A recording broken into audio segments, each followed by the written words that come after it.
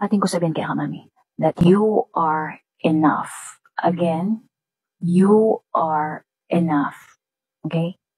For those na mag-doubt kayo sarili daw, this video is for you. Ngayon na may kailangan, you just slide it up and next video na kamo. Okay?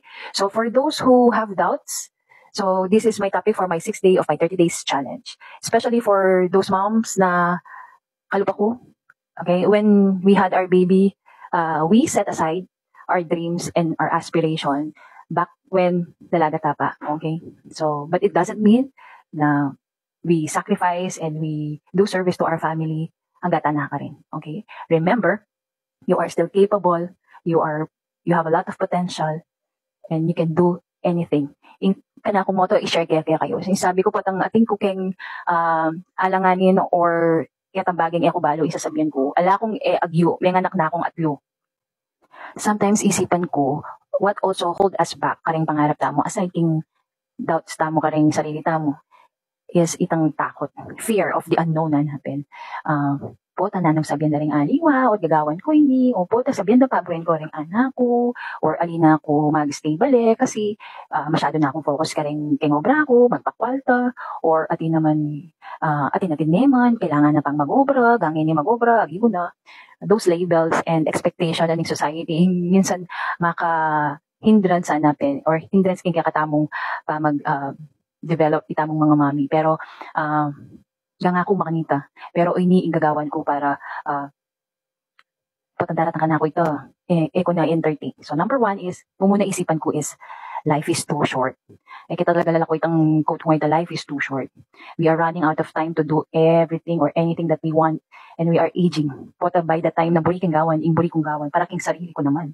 Pota, wala na akong oras or may nanak. So that's number 1. Second, pakatandanan mo. This is based on research. 90% daring isipan mong ninisip kaya ka. Pota isipan. Ay, pota sabihan naman yun. Pero 90% daring isipan daring tao, aliwang tao, is ang sarili da.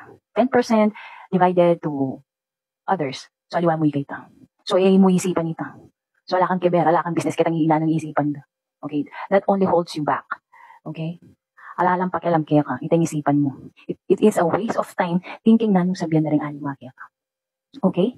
So, ultimately, what I do para entertain in self-doubt is to do small action or step towards kung na naman kakatakutan ko, action in kailangan. For you to be able to conquer your fear, you have to face it.